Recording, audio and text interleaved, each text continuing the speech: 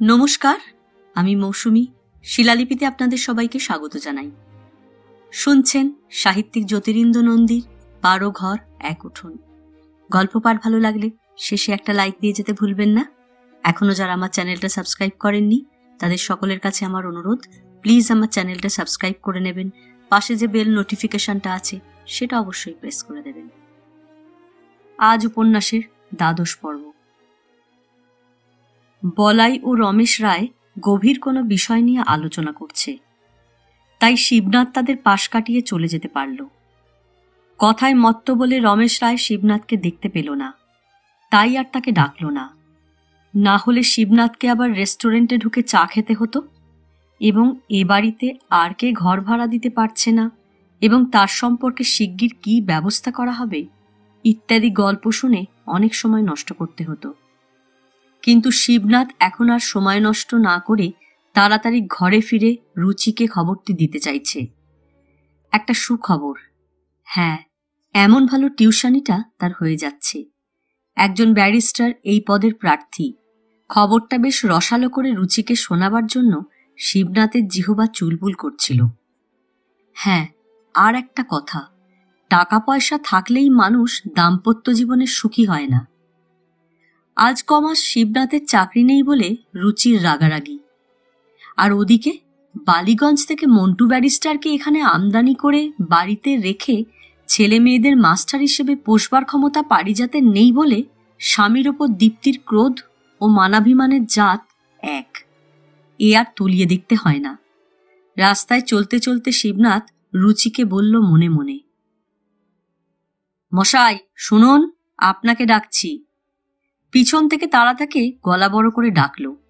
ঘাড় ফিরিয়ে শিবনাথ বনমালী, কে গুপ্ত ও চারুকে দেখতে পেল।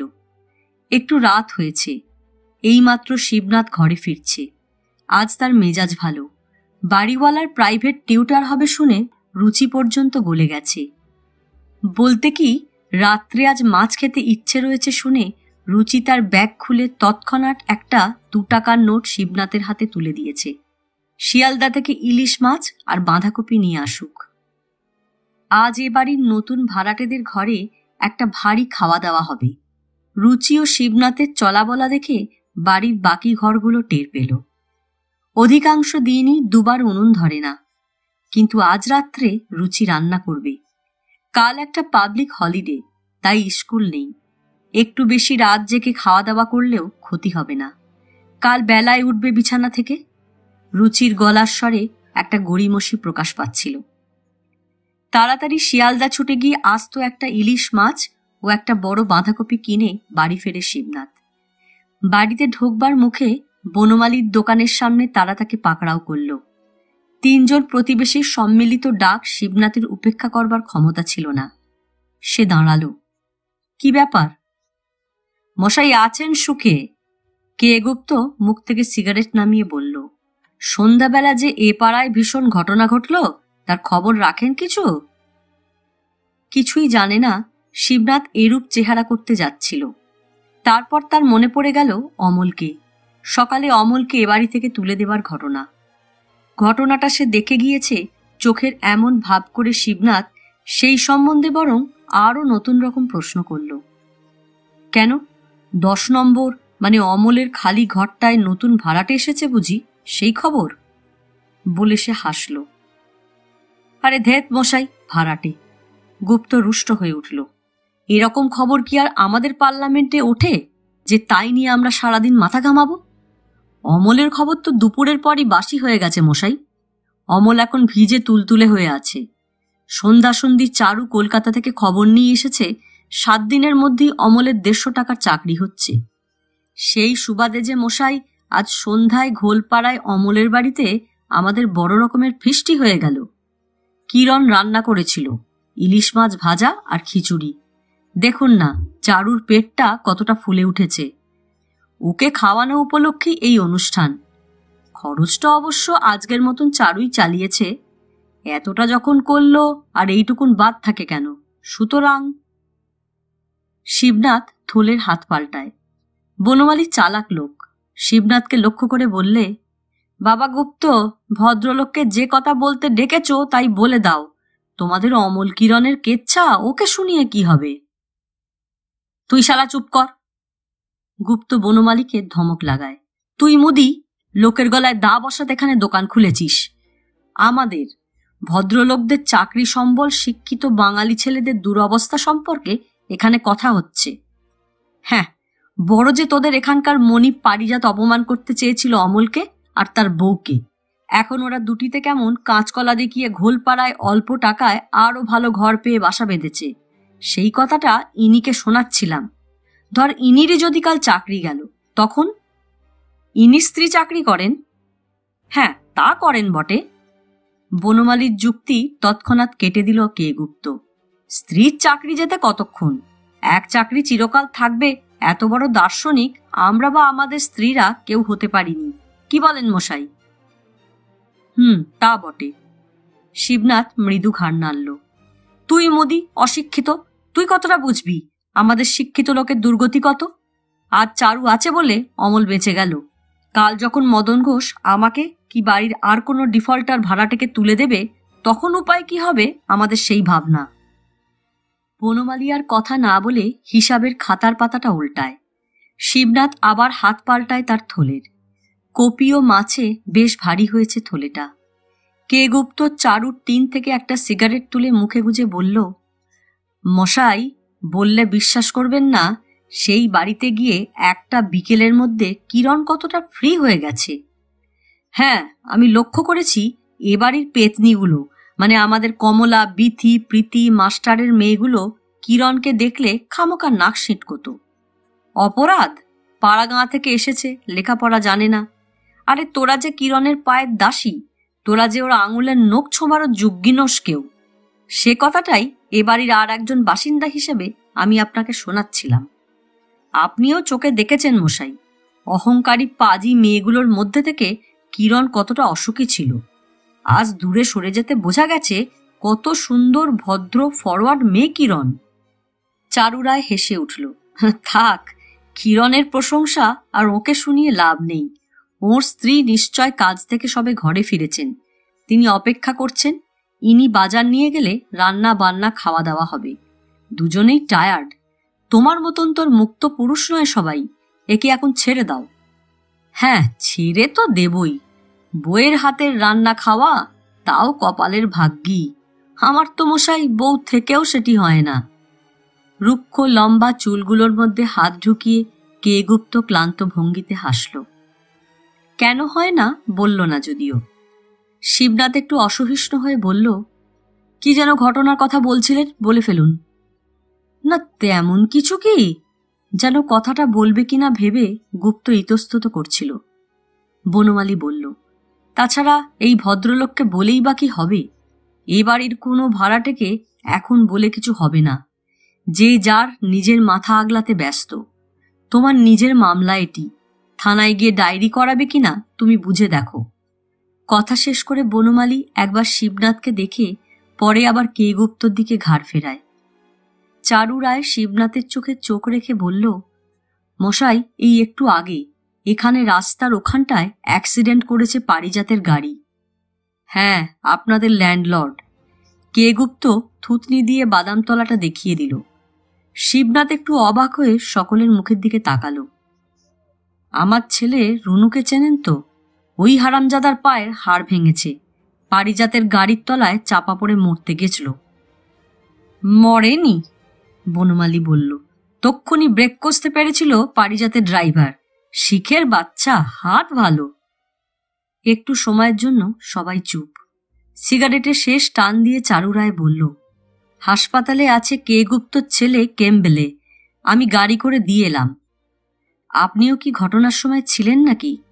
বুদ্ধিমানের মতো শিবনাথ প্রশ্ন করল। না, আমি ছিলাম ঘোলপাড়ায় কিরণের ওখানে। ওখানে খাওয়া দাওয়া সেরে কে গুপ্ত আমার আগেই এখানে চলে আসে। এসে ওর মুখে শুনলাম এই ঘটনা। দুর্ঘটনার সময় আপনি ছিলেন কি? বনমালী মাথা নাড়ল। আমি তো এই সবে কলকাতা থেকে ফিরেছি, এইমাত্র দোকান খুললাম। সওদা আনতে বড়বাজার যেতে হয়েছিল, রাত হলো ফিরতে। এসে শুনলাম রমেশ রায় নাকি ছিল তখন। আর বলাই, কে গুপ্ত বলল, কিন্তু ওরা বলছে অন্যরকম। কিরকম? শিবনাথ স্থির হয়ে সোজা হয়ে দাঁড়ায়, যেন আরও কি একটা ব্যাপার আছে এর মধ্যে। মশাই, সত্যও হতে পারে, মিথ্যাও হতে পারে। কে গুপ্ত তার লম্বা চুলের মধ্যে আঙুল ঢোকালো। আমি রিপোর্ট পেলাম আমার পুত্র শ্রীমান রুনু ও বলায়ের মেয়ে ময়না হাত ধরাধরি করে মাঠে হাওয়া খেয়ে বাড়ি ফিরছিল।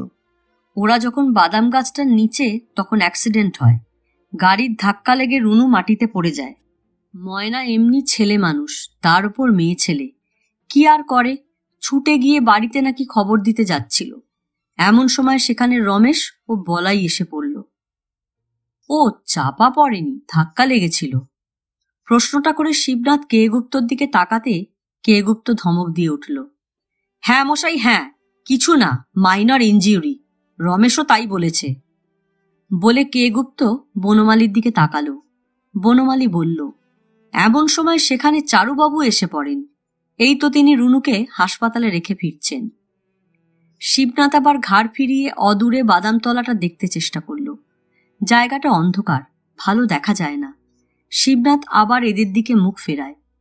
তার রমেশ বলাই কি বলছে?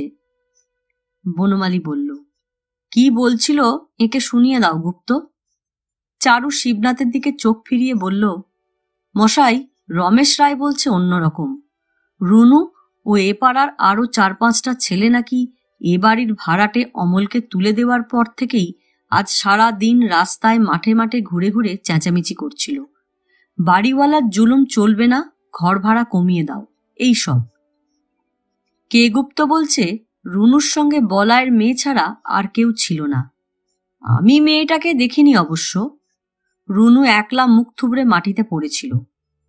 রমেশ বলে রুনু ও তার সঙ্গীরা নাকি পারিজাতের গাড়িটা আটকাতে গেছিল। কি ভীষণ কথা! যেন নিজের মনে কথা বলল শিবনাথ। কে গুপ্ত বনমালী চুপ। টিন থেকে চারু রায় আর একটা সিগারেট তুলল। কি একটু ভেবে শিবনাথ পরে প্রশ্ন করল, বলাই, বলাই কি বলছে? জানি না। কে গুপ্ত হঠাৎ আকাশের দিকে মুখ তুলে বলল, আমি তো শালা তখন রাস্তার ওধারটায় ছিলাম, এদিকে নজর দিইনি। দেখছিলাম খুব স্টাইল করে নতুন জুতো শাড়ি পরে ভুবনের মেয়ে বিথিটা রাস্তা দিয়ে যাচ্ছিল। আচ্ছা মশাই, ও কি একটা চাকরি পেয়েছে শুনলাম? আপনি শুনেছেন নাকি কিছু? বড় যে রাতারাতি শ্রীমতীর চেহারা পাল্টে গেল, দেখেছেন? শিবনাথ কিছু বলবার আগে বনমালী কে গুপ্তকে ধমক লাগায়। কোথায় তোমার ছেলে গাড়ি চাপা পড়েছে, থানায় ডায়েরি করানো হবে কিনা কথা হচ্ছে, তা না তুমি ভুবনের মেয়ের শাড়ি জুতোর ব্যাখ্যা করছো। তোমায় নিয়ে আর পারা গেল না। বেশ হয়েছে, মরে যাক ছেলে। আকাশ থেকে চোখ নামিয়ে কে গুপ্ত বনমালীর দিকে তাকিয়ে একটু সময় কি ভাবল। চারু রায় টিন থেকে একটা সিগারেট তুলে নিয়ে আস্তে আস্তে বলল, হারামজাদা স্লোগান তুলতে গেছিল কিনা বাড়িওয়ালার জুলুম চলবে না, তাইতে আমি কেস করতে গেলে ওরা উল্টো পলিটিক্যাল কেস করবে। না, এভাবে পলিটিক্যাল স্লোগান তোলা ঠিক হয়নি, এতে কেস পারিজাতের ফেভারে যাবে। শিবনাথ না বলে পারল না। বেশ তো ছিলি বাবা, প্রেম করছিলি ময়নার সঙ্গে কপি খেতে বসে। আমি মশাই সব রিপোর্ট পাই। আমি সংসারের দিকে চোখ রাখতে পারছি না বলে ছেলে মেয়ে দুটো একেবারে গোল্লায় যেতে বসেছে। বনমালী চুপ করে রইল। চুপ থেকে শিবনাথের চোখে চোখ রাখল। কে গুপ্ত বলল, সেদিন চায়ের দোকানে রমেশ রায়ের ভাই ক্ষিতীশ বেটিটাকে চুলের মুঠি ধরে খুব মেরেছে। কেন? শিবনাথ ইচ্ছে করে ঢোক গিলে তৎক্ষণাৎ প্রশ্ন করল, আপনি ওকে রমেশের দোকানে যেতে অ্যালাউ করেন কেন? কে গুপ্ত চোখ বড় করে শিবনাথের দিকে তাকালো। কেন? আপনি কি মশাই বলছেন? আমি বারণ করলে বেবি সেখানে যাওয়া বন্ধ করবে? হ্যাঁ করবে, কেন করবে না? শিবনাথ কণ্ঠস্বর দৃঢ় করল, আপনি বাপ, গার্জেন। মাথা নেড়ে বনমালী বলল, আপনি মশাই দেখছি পাগলের সঙ্গে কথায় মেতে উঠলেন। যান তো নিজের ঘরে। বৌদিমণি রান্না করবেন বাজারের আশায় বসে আছেন। কাকে আপনি উপদেশ দিচ্ছেন? একবেলা খেতে দিতে পারে না, নিজে উপোস থাকছে বেলার পর বেলা। অর্ডার করলে ছেলে মেয়েরা এখন তা শুনবে কেন? তাছাড়া যেমন ছেলেটা তেমনি মেয়েটা, বয়স তো আর একটিরও কম হয়নি। যদি আপনারা 10 জনে মিলেও আজ বেবিকে নিষেধ করেন, দরকার নেই মাগনা চা চিনি এনে, তোদের সংসারের সব খরচ আমরা চালাবো, আর রমেশ রায়ের দোকানে গিয়ে কাজ নেই, তবু যাবে। ক্ষিতীশ যদি এখন জুতোও মারে, তবু বেবিকে যেতে হবে দুবেলা ওই দোকানে। মানে সর্বনাশ যতটুকুন হবার হয়ে গেছে। কাজেই আপনি আমি মুখ ভরিয়ে এখন আর করব কি, চুপ থাকুন। শিবনাথ একটু স্বস্তি বোধ করে বাড়ির দিকে পা বাড়াবার জন্য প্রস্তুত হয়। চারু রায় বলল, মশাই, আমার ইচ্ছা ছিল লালবাজারে একটা ফোন করে দিই। আমার বন্ধু পুলিশের বড় কর্তা, শুনলে অবশ্য এসে স্টেপ নেয়, কিন্তু দেখলাম কে গুপ্ত নিজেই সাইলেন্ট থাকতে চাইছে। তাছাড়া সিগারেটের ছাই জমছিল, সেটা ঝেড়ে ফেলে দিয়ে চারু বলল, কিন্তু আমার পক্ষেও সেটা সুবিধে বা সম্ভব হয় না, কেননা এই অঞ্চলে আমাকে ঘন ঘন যাওয়া আসা করতে হচ্ছে। এখানে আমার নিজের ইন্টারেস্ট বেশি না, পাবলিকের প্রতি দায়িত্বটাই গুরুতর। লিমিটেড কোম্পানি, মাইনে করা চাকর আমি। আজ এখানে ছবির মেটেরিয়াল জোগাড় করতে এসে যদি এখানকার ল্যান্ডলর্ডকে খেপিয়ে তুলি, তো আমার আশা সকলের আগে বন্ধ হবে। হেভি লস হবে কোম্পানির, কোম্পানি ডুববে। তার অর্থ আপনাদের মতো পাবলিক, এমনি কয়েকটা নিরীহ লোক মারা যাবে। অর্থাৎ যারা দেশের ফিল্ম ইন্ডাস্ট্রির উন্নতি হবে ভেবে ব্যাংকের জমানো সর্বস্ব আমাদের হাতে দিয়েছে, ওদের ঘুমে মারা হবে। কথা শেষ করে চারু রায় ঈষৎ হাসতে শিবনাথও হাসল।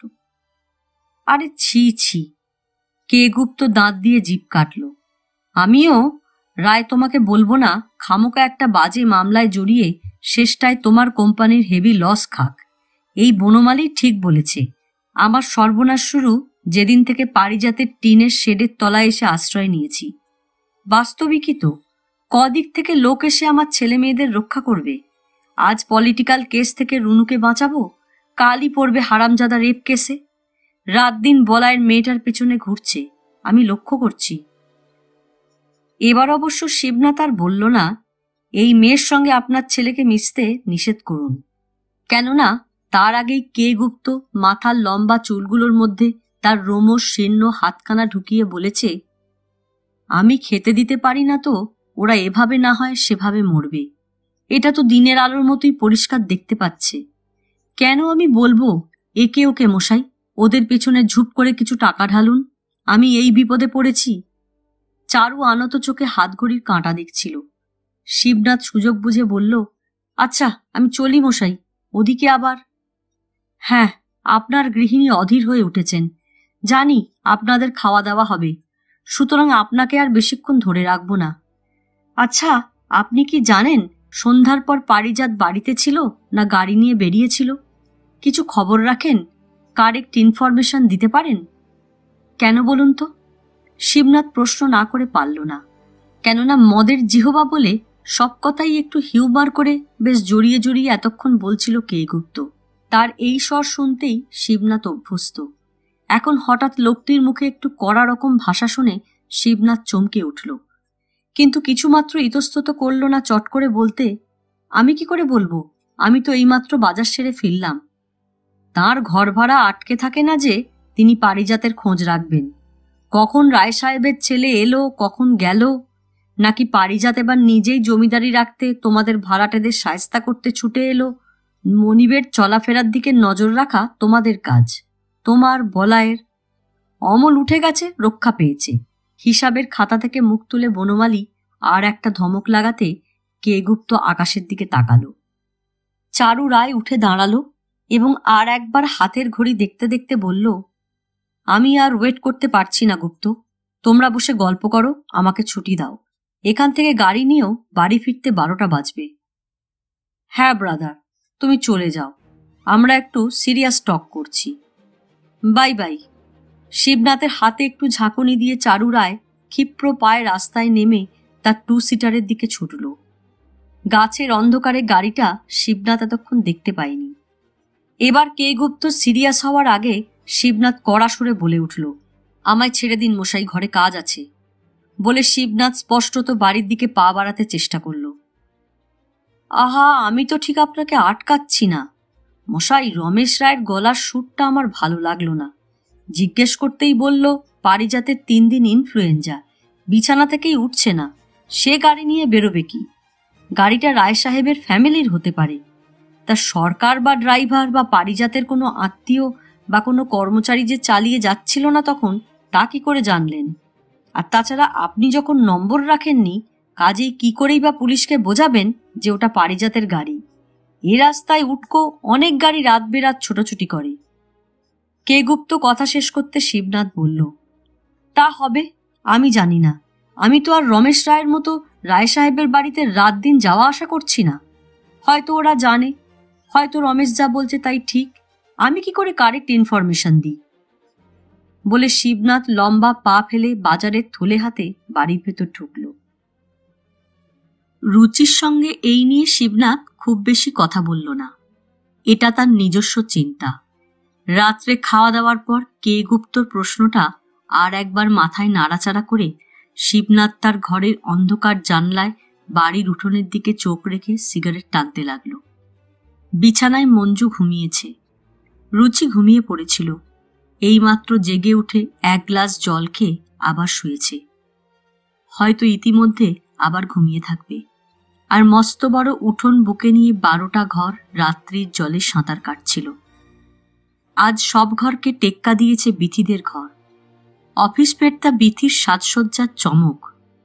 বিথি একটা নতুন ডিজাইনের ল্যাম্প কিনে এনেছে, কেরোসিনের যদিও, কিন্তু বাতিটার বিচিত্র গড়ন আর হুবহু ডিমের মতো দেখতে চিমনিটার স্বচ্ছতা ও দীপ্তি সন্ধ্যা থেকে বাড়ির লোকগুলোর দৃষ্টি আকর্ষণ করছিল। বলতে কি, আজ উঠোনে বেশি লোকের চলাফেরা নেই, শব্দও কম। তাছাড়া বাড়িতে লোকও কমেছে এই দুদিনে। অমল নেই, তার স্ত্রী। কমলা আজও রাত্রে বাড়ি ফিরছে না। রমেশের ঘরে খাওয়া দাওয়া করে ঘুমিয়েছে। ডাক্তারের ঘর চুপচাপ। বিধু মাস্টার এতক্ষণ তার 2 মেয়ের চলাফেরা এবং কথাবার্তা সংশোধন করে দিতে দিতে বলছিল, কানুর আশা আমি ছেড়ে দিয়েছি। তাছাড়া ও পুরুষ, ধৈর্য কম, ভেঙে পড়ে ওরা সহজে। মানে বাজে দেমাক আছে, আসল কাজে মর্জি নেই। কোনখান থেকে টাকা রোজগার করে আনবি আমার জানা আছে। যদি ঘরে কিছু আসে, যদি বুড়ো বাপ মা দুটিকে খেতে দিতে পারে এদিনে, তো সে ছেলেরা না মেয়েরা। এটা মেয়ের যুগ। এখন আর এত মান সম্মান লাজ লজ্জা নিয়ে বসে থাকলে চলে না। কারুর মেয়েই থাকতে পারছে না। কাজ করতে হবে, বিয়ে যতদিন না হচ্ছে। গৌরীদানের যুগ চলে গেছে, কথাটা মনে রাখবি। বিধু মাস্টারের স্ত্রী কথা বলছিল না। তেমনি সংশোধন করা হচ্ছিল আর এক ঘরের মেয়েকে। বড় গলা করে বলাই বলছিল, তুই কথায় বলে সমর্থ মেয়ে আমার ঘরে, হুট হাট ঘর থেকে বেরিয়ে যাস কোন আক্কেলে? কপি মূলো কেন? কবেলা ভাত খাস না যে লোকের খেতে চুরি করতে যাস? আমার কি হাতে বাত নেমেছে রে? তুই রোজগার করে আনবি আর তাই পেটে দিয়ে আমার জীবন কাটাবো? আজ থেকে ঘরের বাইরে পা বাড়ানো নিষেধ, এইটুকুন বলে রাখলাম। ঘরে থেকে মার কাজে সাহায্য করবি, তবেই আমার চলবে। যেন চাকা ঘুরে গেছে। উপার্জনের ভালো রাস্তা বলাই খুঁজে পেয়েছে। শিবনাথ কান পেতে রইল। যেন ময়না হুস হুস করে কাঁদছিল। বলাই আবার বলছিল, দিন কারোর সমান যায় না। শনির চক্র যদিন থাকে মানুষকে ঘোরাবেই। আমারও শনির দশা ছিল, না হলে আর টিনের ঘরের মধ্যে মাথা গুঁজব কেন? কিন্তু দশা এবার কাটল। শিবনাথ চমকে উঠল। বলাইকে কাল বাড়ি থেকে তুলে দেবার কথা। সে এমন কি রাতারাতি সুবিধে করে ফেলল যে আর কিছু সে ভয় করছে না। খচ করে কথাটা মনে পড়তে শিবনাথ বেশ কিছুক্ষণ বলাইয়ের ঘরটার দিকে চোখ রেখে অন্ধকারে গলা বাড়িয়ে দিয়ে চুপ করে রইল। সব শালা এ বাড়িতে, এ পাড়ায় স্বার্থপর। বনমালী দেখল না, কে গুপ্ত নিজে দেখল না, চারুরায় পরে এসেছে। তবে কে দেখতে পেয়েছে শুনি? কে গুপ্তর ছেলের সঙ্গে ময়না ছিল। যে শালা এ কথা বলে আমি তাকে মজা দেখাচ্ছি, আর 2 দিন সবুর। বলাইয়ের গলার স্বরে সারা বাড়িটা গুমগুম করছিল। যেন এ কথার উত্তর দিতে কেউ নেই, সবাই চুপ। প্রতিবাদ করতে গেলে ঝগড়ার সৃষ্টি হবে। বস্তি বাড়ির দস্তুর। শিবনাথ কদিন অনেক ঝগড়া দেখেছে, তাই আর কোনো ঘরে কথা নেই। অবশ্য রুনুর, এ বাড়ির একটি কিশোরের হঠাৎই দূরদৃষ্টের সংবাদ পেয়ে অস্থির হয়ে পড়েছে এমন লোকও আছে। আত্মীয় না, অপর লোক। একটা উঠোনের ওপর আজ কতদিন একত্রে আছে এই সম্পর্ক। পরমাত্মীয়ের মতন কেঁদে উঠেছিল বর্ষীয়সী প্রমথর দিদিমা। প্রমথ রুনুর সমবয়সী সাথী, সেই সুবাদে রুনুরও দিদিমা। গত আশ্বিন মাসে সব ছেলের মধ্যে অগ্রণী হয়ে রুনু বাড়ন্ত লাউ গাছটা প্রমথদের দরজার উপর ঘরের চালে বাড়িয়ে দিতে সাহায্য করেছিল। সেই স্মৃতি বুড়ির মনে আছে।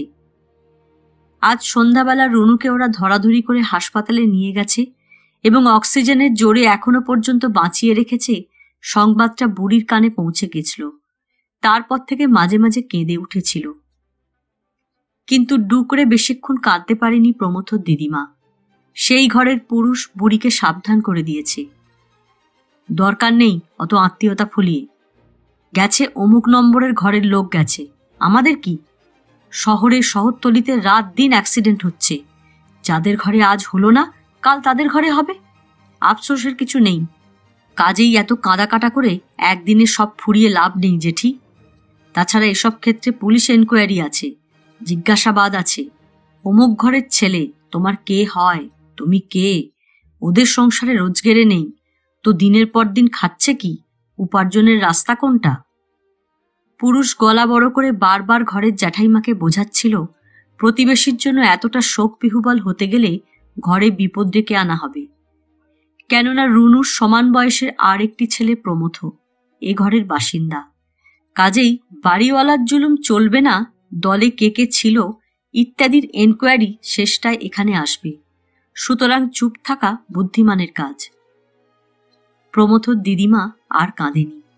অল্প বিস্তর সব ঘরই রুনুর সম্পর্কে একরকম নিস্পৃহ থাকার মনোভাব দেখাচ্ছে। বাড়িতে পা দিয়ে শিবনাথ টের পেয়েছে এবং এতটা রাত অবধি জেগে সে সব শুনেছে। প্রমথদের ঘরই সবচেয়ে স্পষ্ট ও নির্ভীক ভাষায় জানিয়ে দিলে, না, রুনুর সঙ্গে প্রমথ ছিল না, কোনো দিন মেশে না। রুনু ছেলেটা চিরকালই বদ এবং শহরের ছেলেদের সঙ্গে ওর আড্ডা। পার্ক সার্কাসের দুটো একটা বন্ধু এখনো মাঝে মাঝে এখানে আসে আড্ডা দিতে। হয়তো ও ওদের সলাতে পড়ে পারিজাতের গাড়ি আটকে মারতে ছুটেছিল, তাই নাই অনর্থ ঘটল। এখন ঠেলা সামলাও, কে দেখে কে যায় হাসপাতালে দুবেলা খবর নিতে, খাবার দিতে। এই রকম ছেলে ঘরে না থাকা ভালো, বংশের কুলাঙ্গার। ওদিকে বাপ তো বোতল বোতল করে রাস্তায় ফ্যাপা করে ঘুরছে বলে প্রমথর বাবা সজোরে দরজা দুটো বন্ধ করেছিল। বাড়িটা কাঁপছিল সেই শব্দেই। বলায়ের মতো প্রমথর বাবাও বড় গলায় বলছিল, আমার ছেলে দলে ছিল, কেউ বললে আমি তার ঠ্যাং ভেঙে দেব, দিয়ে বুড়ো বয়সে জেলে যাব ইত্যাদি। তারপর আর 12 ঘরে এ সম্পর্কে কথা শোনা যায়নি। কেবল প্রমথর বাবার হুকো টানার ঘরাত ঘরাত আওয়াজ। অর্থাৎ এ বাড়িতে আসার পর যত ঘটনা ঘটেছে এটাই সবচেয়ে বড় এবং বিশ্রী, এবং এর জন্য প্রত্যেকটি ঘর এখন সতর্ক। ফিরিওয়ালার পয়সা চুরি যাওয়ার পর থেকে ডোমপাড়ার মস্ত বড় আগুন, বউকে ধরে অমলের রাত দুপুরে মার, কি রাত দুটোয় কলেরাকে সেরে এসে শেখর ডাক্তারের স্ত্রী প্রভাতকণাকে ঘুমিয়ে পড়েছিল বলে অশ্লীল ভাষায় গালিগালাজ, বা অমলকে বাড়ি থেকে তুলে দেওয়ার কাহিনী, বা হঠাৎ অবিশ্বাস্য রকম বিথির একটা ভালো চাকরি পেয়ে যাওয়ার সংবাদের সঙ্গে এ ঘটনার একেবারে মিল নেই। সেসব ঘটনায় এ ওর পক্ষ নিয়েছে এবং আর একদল গেছে বিপক্ষে, কিন্তু আজ প্রায় সবাই নিরপেক্ষ থাকতে চেষ্টা করছে। আর প্রত্যেকটা ঘটনায় ঝগড়া বিবাদ হয়েছে, কথা কাটাকাটি হয়েছে। প্রভাতকণার মেয়ে সুনীতি সেদিন এ বাড়ির সকলকে দেখিয়ে সিনেমা দেখে এসেছে, রেস্টুরেন্টে খেয়ে এসেছে। ঘটা করে সবিস্তারে যা সব বলছিল এ বাড়ির আর একটি উল্লেখযোগ্য ঘটনা। সেই ঘটনাকে কেন্দ্র করে কম ঝগড়া বিবাদ হয়নি। অর্থাৎ প্রভাতকণা স্থির করে ফেলেছে সুধীর ভাবি জামাতা, কিন্তু শেখর ডাক্তার বাইরে থেকে একটা কারেক্ট ইনফরমেশন নিয়ে আসে। সেজন্য সুধীরকে আর কোনো মতেই বর করা চলে না, এমনকি তার সঙ্গে মেয়েকে মিশতে দেওয়াও অনুচিত। বিকেলে মেয়েকে সিনেমা দেখাতে পাঠিয়েছিল প্রভাতকণা সুধীরের সঙ্গে। যে গহনাগুলো সুনীতির বিয়েতে দেবার জন্য গড়ানো, সেগুলো পরে সুনীতি সুধীর মামার সঙ্গে সিনেমা দেখতে বেরোয়। আর সেই রাত্রে খবর নিয়ে আসে সুনীতির বাবা। শেখর ডাক্তার পামার বাজার রোডে তার বন্ধু উমাপদবাবুর কাছে সুধীরের সব বৃত্তান্ত জেনে এসেছে। শিলচরের লোক উমাপদ ভট্টাচার্য, ডাক্তার, অ্যালোপ্যাথ। এখানে কলকাতায় এসে একটা সূত্রে পরিচয় ঘটেছে শেখরের সঙ্গে। বুড়ো মানুষ, মিথ্যা কথা বলে না। তাছাড়া সুধীরের বাবার সঙ্গে তার শত্রুতাও নাই। দেশে থাকতে সুধীর উমাপদ বাবুর কাছে তার অসুখের চিকিৎসা করায়। বড়লোকের ছেলে, বেশ পয়সা খরচ করতে পেরেছিল তখন নিজের ব্যাধিটি সারাতে। প্রায় সেরে এসেছিল। বাপের ব্যবসা সংক্রান্ত কাজে হুট করে হঠাৎ কলকাতায় চলে আসে। অসুখটি জটিল, সম্পূর্ণরূপে আজও আরোগ্য হয়েছে কিনা উমাপদবাবু ব্লাড এক্সামিন না করে বলতে পারেন না। তবে ছেলে বুদ্ধিমান, বাপের সম্পত্তি বাড়াতে না পারলেও কমতে দেবে না, এইটুকুন গ্যারান্টি দেওয়া যায়। এই হিসেবে পাত্র খারাপ না, ইত্যাদি। এখন কর্তব্য কি? সব বলা শেষ করে শেখর ডাক্তার রাত্রে স্ত্রীকে প্রশ্ন করল। শুনে প্রভাতকণা চুপ করে থাকে, কিন্তু খবর সেখানেই চাপা থাকে না। কুয়োতলায় যাওয়ার সময় ডাক্তারের ঘরের ভেজানো পাল্লার সামনে একটু সময়ের জন্য আড়ি পেতে থেকে প্রীতি, ভীতি, রমা সব শুনে ফেলেছে। ঘরে এসে বলেছে সে মেয়েদের কাছে। তাই নিয়ে দু বোন সারা রাত বিছানায় শুয়ে শুয়ে থেকে থেকে হেসে উঠেছে, বেশ জোরে। অর্থাৎ উত্তরের অপেক্ষায় তখন সুনীতির বাবা প্রভাতকণার মুখের দিকে তাকিয়ে।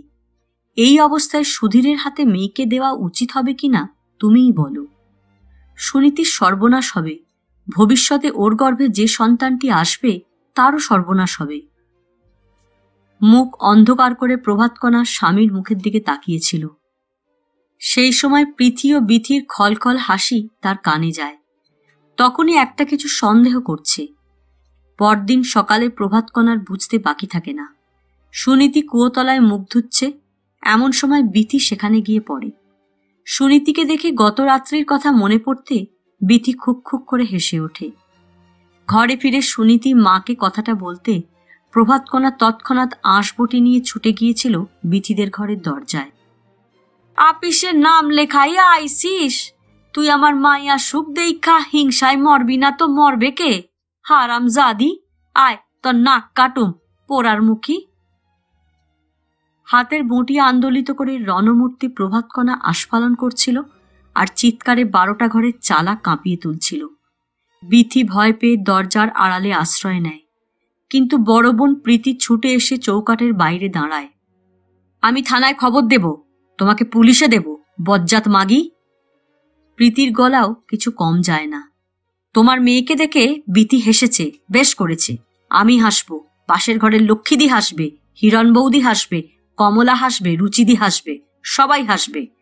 বড় যে মেয়ের বিয়ে বিয়ে করে তরপাচ্ছ, দাও না এখন সুধীর মামার সাথে বিয়ে।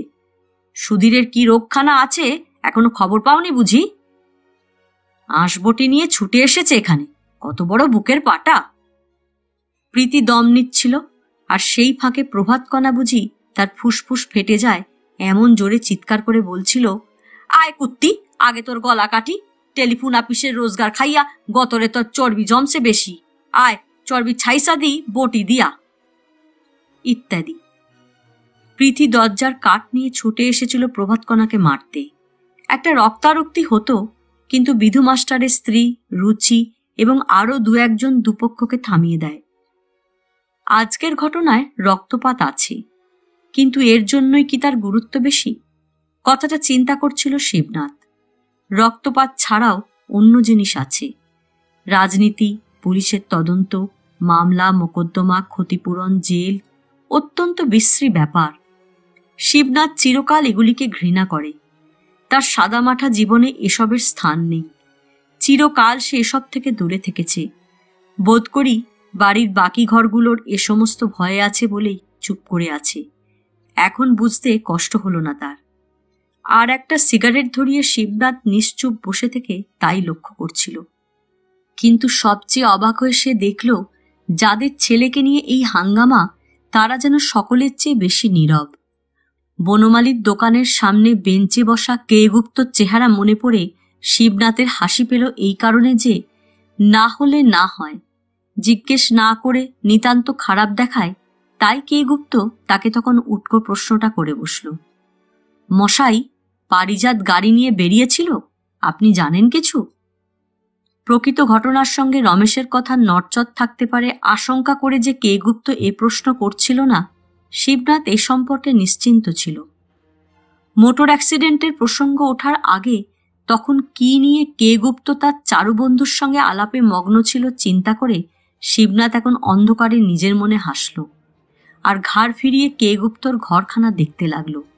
এই বাড়ির সবচেয়ে নীরব ঘর। ঘরে আলো নেই, কেউ জেগে আছে কিনা তাও বোঝা যায় না। দরজার পাল্লা একটা খোলা, একটা ভেজানো, যেন এইমাত্র হাঁটু অবধি ধুলো নিয়ে বেবি ঘরে ফিরেছে, হয়তো হাসপাতাল থেকে। কেননা বাড়িতে ঢুকে শিবনাথ রুচির কাছে জানতে পারে ছেলের গাড়ি চাপা পড়ার খবর শুনে রুনুর মা সুপ্রভা চুপ করে অনেকক্ষণ চৌকাঠ ধরে স্থির হয়ে দাঁড়িয়েছিল। এ সম্পর্কে কাউকে আর কোনো প্রশ্ন করেনি, যেন নিজের মনে কি চিন্তা করল। তারপর ঘরে গিয়ে শুয়ে পড়েছে। সন্ধ্যার পর থেকে আর তাকে কেউ বেরোতে দেখেনি। এত রাত অবধি শিবনাথও দেখল না। বেবিকে ক্ষিতীশ দোকান থেকে ছুটি দিয়েছিল রুনুর সঙ্গে হাসপাতালে যেতে। সম্ভবত ও এই হাসপাতাল থেকে ফিরে এলো। শিবনাথ অনুমান করল হাসপাতালের খবর তেমন খারাপ হলে ঘরে অন্তত এখন একটা কান্নাকাটি শোনা যাবে, কিন্তু তা শোনা না যাওয়াতে সে নিশ্চিন্ত হল।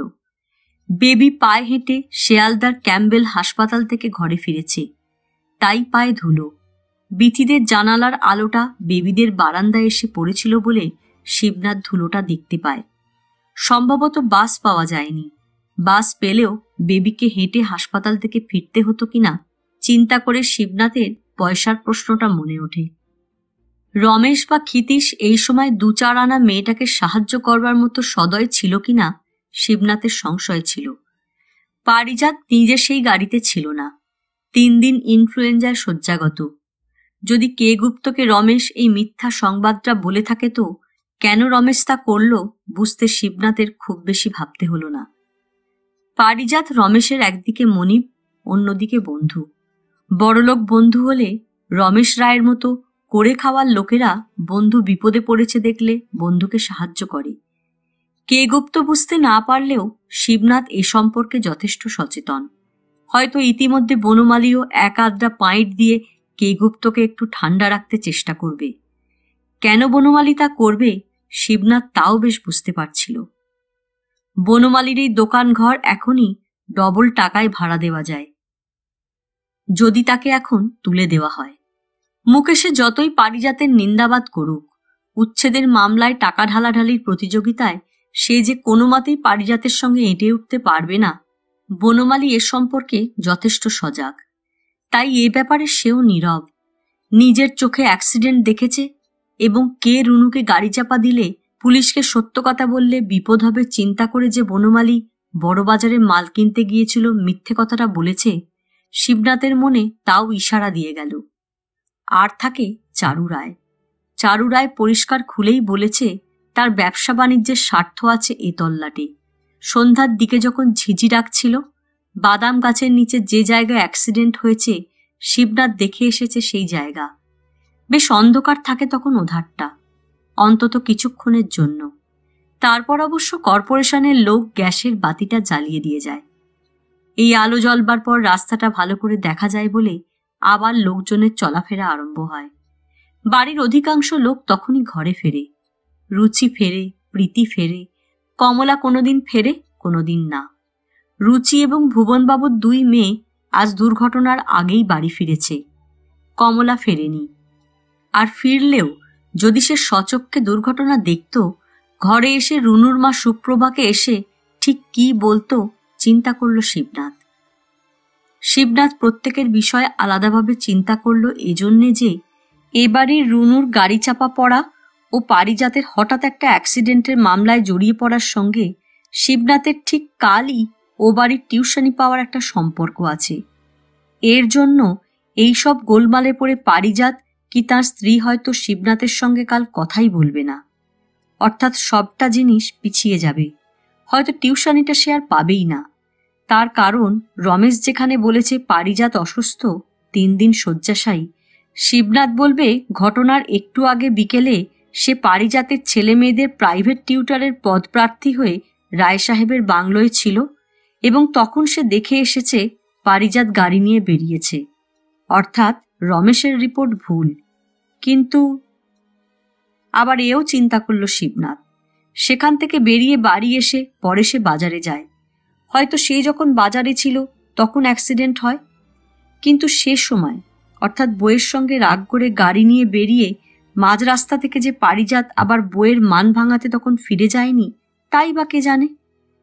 অর্থাৎ একটা পিঁপড়েকেও চাপা না দিয়ে। কিন্তু রমেশের ইনফ্লুয়েঞ্জার বর্ণনাটাই সব গোলমাল করে দিচ্ছিল। একটা মিথ্যা অনেক মিথ্যাকে টেনে আনে। বস্তুত বলতে কি, কে গুপ্তকে হুট করে মিথ্যা কথাটা বলে এসে শিবনাথের মন খুঁতখুত করছিল, আর যেন কেমন একটু অপরাধীর চোখে সে কে গুপ্তর ঘর দেখছিল।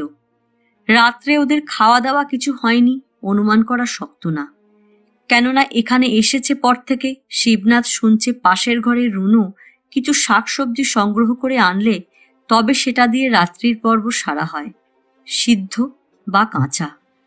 আজ রুনু অনুপস্থিত। বেবি যে হাসপাতালে যাওয়ার আগে মাকে একটু চা বিস্কুট খাইয়ে গেছে, সেটাও বিশেষ ভরসা করা যায় না। সারা বাড়ি নিঝুম। এক বিথি যদি ওধারের বারান্দায় দাঁড়িয়ে ওর ভিজে তোয়ালের জল ঝাড়তে ফটাস করে একটা শব্দ না করত, তো শিবনাথের মনে হতো সারা বাড়িটাই বুঝি হাসপাতালের রুনুর অবস্থা এখন কিরকম ভাবনা চিন্তায় বিষণ্ণ মৃতপ্রায়। কিন্তু তা না, শিবনাথ হৃষ্ট মনে 9 নম্বর ঘরের নতুন কিনে আনা ল্যাম্পটার স্বচ্ছ আলো বিভাসিত 18 বসন্ত ঘেরা একটি যুবতীর বক্ষ দেখে শিউরে উঠল। এক সেকেন্ড কাপড়টা বুক থেকে সরিয়ে বিথি আর একবার তোয়ালেটা চেপে ধরে বাকি জলটুকু শুষতে চাইল। কিন্তু অন্ধকারে কেউ তাকিয়ে দেখছে, কোনো ঘরের খোলা জানলায় পুরুষ দাঁড়িয়ে, টের পেয়ে যেন বিদ্যুৎ স্পৃষ্ট বিথি বারান্দা ছেড়ে এক ঝটকায় ঘরের ভিতর অদৃশ্য হল। আলোটা নিভল। কেউ ওদের তাকিয়ে দেখছে টের পেতে সংসারে মেয়েদের জুড়ি নেই, যেন গন্ধে ওরা টের পায়। শিবনাথ নিজের মনে হাসল এবং চাপা রুদ্ধ একটা নিঃশ্বাস ফেলে তার জানালার পাল্লা দুটো ভেজিয়ে দিল। রাত বেশি হয়েছে না, বিছানায় শুয়ে শিবনাথ এটাকে একটা কিছু অপমান বলে মনে করল না, এবং তার নিজের দিক থেকেও এভাবে চুরি করে বিথিকে দেখাটা অপরাধ বলেই গণ্য করতে পারল না। বরং যেন শিবনাথের মনে একটা তুলনামূলক সমালোচনা এলো। যেমন জীবনের তীব্র ট্র্যাজেডি ভুলতে বড়লোক মোহিত বেশ্যাসক্ত হয়েছে, বা জীবনের চরম ব্যর্থতা ভুলতে কে গুপ্ত মদের আশ্রয় নিয়েছে, তেমনি শিবনাথও যেন একটা অস্বস্তিকর অপ্রীতিকর ঘটনা ভুলতে কতক্ষণের জন্য মনটাকে অন্যদিকে ব্যাপৃত রাখতে চাইল। এই অন্ধকার একটা ঘরে হাতের কাছে সে আর কি নেশা পাচ্ছি যে পাশের ঘরের ছেলেটির গাড়ি চাপা পড়ার দুঃসংবাদ পেয়ে এবং এই নিয়ে বনমালীর দোকানের সামনে সে নিজেও কিছুক্ষণ কথাবার্তা বলে এসে এখানে অনিদ্রার বিশ্রী অবাঞ্ছিত সময়টা কাটাতে পারত। এদিক থেকে শিবনাথ দুঃখী বই কি। রাত্রির এই গাঢ় প্রহরে স্ত্রীর সঙ্গে দুটো কথা বলে মন হালকা করার ভাগ্য শিবনাথের নেই, কেননা রুচিকে ঘুমোতে না দিলে কাল সারাদিন স্কুলে তার শরীর মেজাজ ভালো থাকবে না, তার ঘুমের দরকার। বস্তুত আয়তনে ছোট হলেও শিবনাথের একটা দুঃখ তো বটেই, এবং বড় দুঃখ ভুলতে বড় বড় নেশার যেমন দরকার, তেমনি ছোট দুঃখ একটু আদ্রু ব্যথা ভুলতে হাত বাড়ালেই অনেক ছোটখাটো নেশার দ্রব্য পাওয়া যায় জীবনে। এই অভিজ্ঞতা নতুন না হলেও শিবনাথ আর একবার তার স্বাদ অনুভব করে রোমাঞ্চিত হয়, এবং অন্ধকারে অনেকক্ষণ ঘুমোতে চেষ্টা করেও যখন ঘুমের পরিবর্তে বিথির নগ্ন সুডোল কুমারী বুকের ছবিটা চোখের সামনে ভেসে উঠতে লাগল, তখন অতি সন্তর্পণে সেই অদ্ভুত জ্বলন্ত নেশা ভুলতে ভয়ে ভয়ে নিজের হাতখানা বাড়িয়ে রুচির এখানে ওখানে একটু হাড় বের হওয়া কোমরের ওপর সেটা রাখল ও ঘুমোতে চেষ্টা করল। আজ এখানেই শেষ। উপন্যাসের 13 পর্ব নিয়ে অন্যদিন আসব। গল্প পাঠ ভালো লাগলে লাইক, শেয়ার, কমেন্টস করতে ভুলবেন না। আজকের মতো নমস্কার।